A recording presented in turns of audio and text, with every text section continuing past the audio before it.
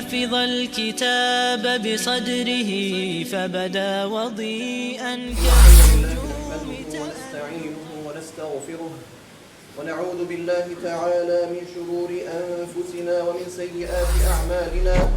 من يهده الله فلا مضل له ومن يضلل فلا هادي له، وأشهد أن لا إله إلا الله وحده لا شريك له، وأشهد أن محمدا عبده ورسوله. يا أيها الذين آمنوا اتقوا الله حق تقاته ولا تموتن إلا وأنتم مسلمون. يا أيها الناس اتقوا ربكم الذي خلقكم من نفس واحدة وخلق منها زوجها وبث منهما رجالا كثيرا ونساء، واتقوا الله الذي تساءلون به والأرحام إن الله كان عليكم رقيبا. يا أيها الذين آمنوا اتقوا الله وقولوا قولا سديدا يصلح لكم أعمالكم ويغفر لكم ذنوبكم، ومن يطع الله ورسوله فقد فاز فوزا عظيما. أما بعد، فإن أصدق الحديث كلام الله تعالى، وخير الهدي هدي محمد صلى الله عليه وسلم، وشر الأمور محدثاتها، وكل محدثة بدعة، وكل بدعة ضلالة، وكل ضلالة في النار. أجارني الله وإياكم من نار جهنم. ثم أما بعد. One of the most difficult and unsettling things that one may go through is having troubling thoughts and questions about their own faith. We may find ourselves questioning, for example, Allah's existence, or questioning His actions, or His legislation. For example, asking ourselves, why did Allah subhanahu wa ta'ala do this, or why did He do that? And as a result, we might feel guilty, we might feel shame, and we might feel even hypocritical for having these thoughts. It could even reach the extent of having a full-blown spiritual crisis where we are questioning our own iman. However, if we refer to the Sunnah, then we find that the Prophet ﷺ has specifically addressed this issue in two key hadiths, both narrated by Abu Hurairah radiyallahu ta'ala anhu. The first is the narration of the Prophet ﷺ where he said, يأتي الشيطان أحدكم فيقول من خلق كذا من خلق كذا حتى يقول من خلق ربك فإذا بلغه فليستعذ بالله ولينتهي. رواه البخاري. The Prophet ﷺ said, the shaitan comes to one of you and says, who created this? Who created that? And then eventually he says, who created your Lord?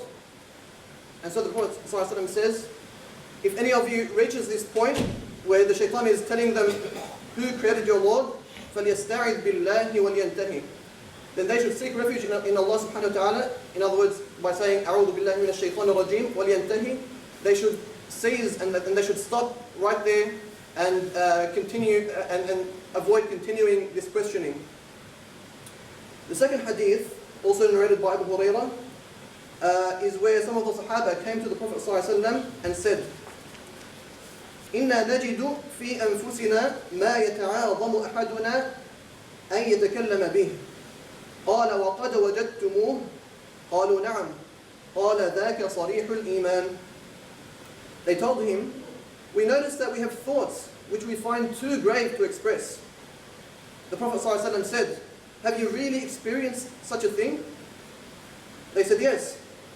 He said, then this, meaning this distress that you're feeling and this repulsion that you find is Sarih al-Iman. This is clear and manifest faith. Through these hadiths, we learn a very important message from the Prophet ﷺ. The Prophet ﷺ, first of all, we find that even some of the Sahaba would experience these sorts of thoughts and these sorts of questions within themselves. So it's not, even though we find this to be a modern problem, even though it's so common among Muslims in this day and age, however, we do find that the Sahaba, who were the best generation, would have such questions. So alhamdulillah, it's not something very bad to the extent that other Muslims would not experience this sort of thing. On top of this, the Prophet ﷺ is telling you that just because you have troubling thoughts and are feeling these doubts and whisperings of the shaitan, this does not make you a hypocrite. On the contrary, the Prophet ﷺ is telling you that this is in fact clear and manifest faith. As long as, of course he's talking, when we're talking about the clear manifest faith, he's talking about the sense of distress.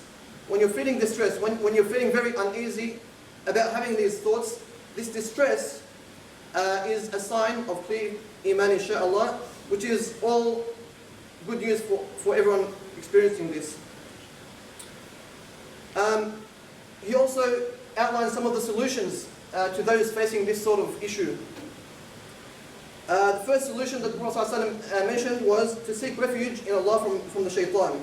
To say, A'udhu billahi minash shaitanir rajim. After all, it's the shaitan who stirs these thoughts in the first place. The second piece of advice is to quit such contemplation when it becomes irrational and absurd. Of course, reflecting on creation itself, in the hadith, the Prophet mentioned that the shaitan comes and he says, who created this and who created that? That part of it is fine. You are actually required and asked to ponder on the creation of Allah subhanahu wa ta'ala. وَيَتَفَكَّرُونَ فِي خَلْقِ السَّمَاوَاتِ وَالْأَرْضِ. That's mentioned in the Quran. However, when it leads to an absurd question, like, who created your Lord? This is where you have to stop. This is where the questioning has to end. Why? Because from this point onwards it becomes irrational. After all, we just said that Allah subhanahu wa ta'ala is the creator of all things. So how can there be someone who created Allah? That means, if we were to follow that logic, then that means there's someone that Allah subhanahu wa ta'ala didn't create. Ma'adallah. Of course, that is not true. And that just shows you how irrational that line of thought is. And the second reason is that the questioning will not end on that particular question. If you ask yourself, who created Allah? The questioning will only continue. The next question after that will be, who created the creator of Allah? And then who created the creator of Allah? And so it just becomes these mental gymnastics that do not lead to any truth. On the contrary, all it creates is more confusion. And so once again, the Prophet ﷺ tells us, فَلْيَسْتَعِذْ بِاللَّهِ وَلْيَنْتَهِ. Just leave it there and do not pursue this any further. أقول قولي هذا وأستغفر الله لي ولكم فاستغفروه فيا فوز المستغفرين.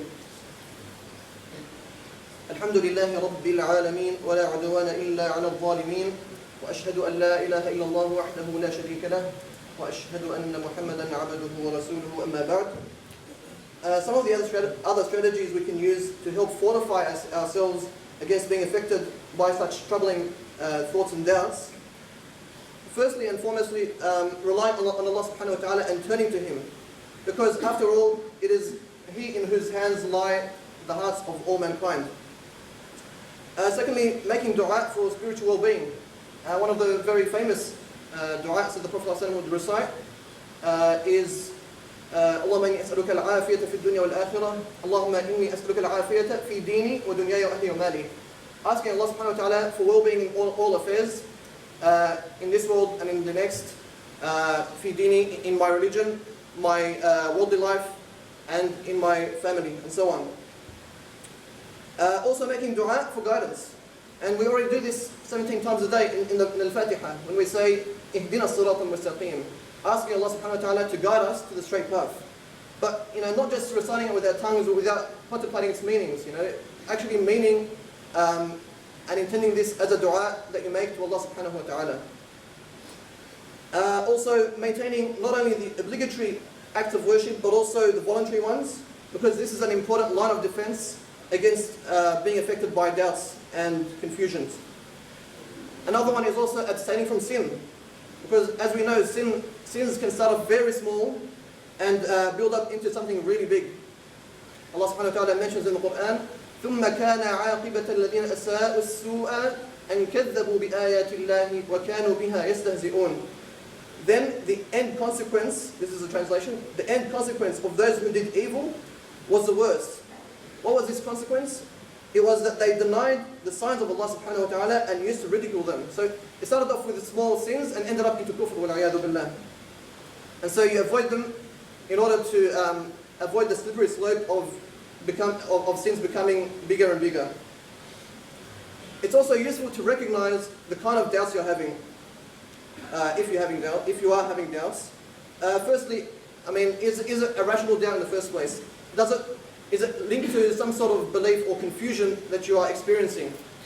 If there is a confusion, then this has to be dealt with. But if it's irrational, if it's just a feeling of unease, and it doesn't involve some sort of confusion about matters of the deen, then, as we mentioned earlier in the hadith, فَلْيَسْتَعِذْ بِاللَّهِ وَلْيَنْتَهِ, seek refuge in Allah subhanahu wa ta'ala, because after all, this could be just waswas of the shaitan, and the next piece of advice was to end it, to cease questioning as soon as you find yourself indulged in those feelings.